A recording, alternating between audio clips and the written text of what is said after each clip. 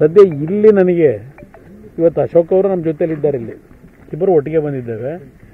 ಸದ್ಯ ಇಲ್ಲಿ ನಮ್ಮ ಜಿಲ್ಲಾಡಳಿತ ನಮಗೆ ಸ್ವಲ್ಪ ಎಲ್ಲ ಸೂಕ್ಷ್ಮ ನೋಡಲಿಕ್ಕೆ ಸ್ವಲ್ಪ ಸಹಕಾರ ಕೊಟ್ಟಿದ್ದಾರೆ. ನಿನ್ನೆ ನೀವೆಲ್ಲ ಪಾಪ ಮಾಧ್ಯಮದ ಸ್ನೇಹಿತರು ಒಂದು 3-4 ಕಿಲೋಮೀಟ್ರ್ ಹಿಂದೆ ತಡೆಗೋಡೆ ಇಟ್ಟು ಕುಮಾರಸ್ವಾಮಿ ಬಂದಿದ್ದನ್ನು ಯಾವುದು ಚಿತ್ರೀಕರಣನೇ ಆಗಬಾರ್ದು ಅಂತ ಹೇಳಿ ಡೈರೆಕ್ಷನ್ ಕೊಟ್ಟು ನೆನ್ನೆ ಅಲ್ಲೊಂದು ಡ್ರಾಮಾ ನಡೀತು. ನಾನು ಯಾರನ್ನೂ ಟೀಕೆ ಮಾಡೋಕ್ಕೆ ಹೋಗಲಿಲ್ಲ. ಅದರ ಒಂದು ಸರ್ಕಾರ ಕೇಳೋದು, ಇವತ್ತು ಕೇಂದ್ರ ಸರ್ಕಾರ ರಾಜ್ಯ ಸರ್ಕಾರಗಳು ಒಂದು ಪರಸ್ಪರ ವಿಶ್ವಾಸದಲ್ಲಿ ಕೆಲಸ ಮಾಡಬೇಕು. ಈ ರೀತಿ ಮಾಡೋದ್ರಿಂದ ಪಾಪ ಹೇಳಿದ್ದಾರೆ ನಮ್ಮ ಮಂತ್ರಿಗಳು, ನಮ್ಮ ಯಾರು ರಾಜಣ್ಣ ಅವ್ರ ಬಿಡಿ ಯಾವ್ದಿರಲಿ, ಅದೇನು ತಲೆ ಕೆಡಿಸ್ಕೊಳ್ಳಲ್ಲ, ನಮ್ಮಲ್ಲ ಉಪಮುಖ್ಯಮಂತ್ರಿಗಳವರಲ್ಲ, ಮಿಲಿಟ್ರಿ ತರಬೇಕಾಗಿತ್ತು ಅಂದವ್ರೆ. ಬಹುಶಃ ಅವ್ರು ಮಿಲಿಟ್ರಿ ಯಾಕೆ ತರಲಿಕ್ಕೆ ಹೇಳಿದ್ದಾರೆ ಅಂದರೆ, ಈ ರಾಜ್ಯದಲ್ಲಿ ದರೋಡೆ ನಡೀತಾ ಇದೆಯಲ್ಲ, ಟೆರರಿಸ್ಟ್ ಆಕ್ಟಿವಿಟಿಗಿಂತಲೂ ದರೋಡೆ ಚೆನ್ನಾಗಿ ನಡೀತಾ ಇದೆ. ಆ ದರೋಡೆ ನಿಲ್ಲಿಸ್ಲಿಕ್ಕೆ ಮಿಲಿಟರಿಯನ್ನು ಕರ್ಕೊಂಬರಕ್ಕೆ ಹೇಳಿದ್ರೇನೋ ಗೊತ್ತಿಲ್ಲ ನನಗೆ.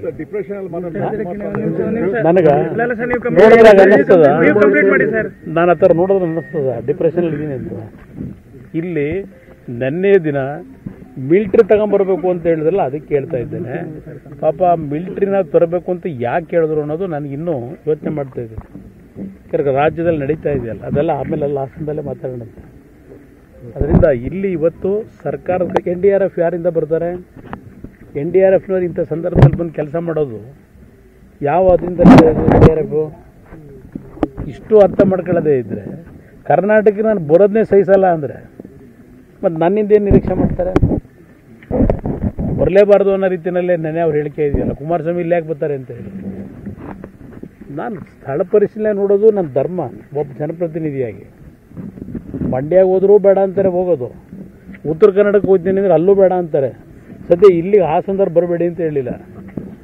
ಇದೊಂದು ಸದ್ಯ ಇಲ್ಲೂ ಏನು ಕಾರಣ ಇರ್ಬೋದು ಅವ್ರನ್ನೇ ಕೇಳಬೇಕು. ನಾನು ಬರ್ತೀನಿ ಅಂದ್ರೆ ಕರ್ನಾಟಕಕ್ಕೆ ಬಹುಶಃ ಅವ್ರ ಕೈ ಕಾಲು ನಡುಗುತ್ತೆ ಅಂತ ಕಾಣಿಸ್ತದೆ. ಮತ್ತೆ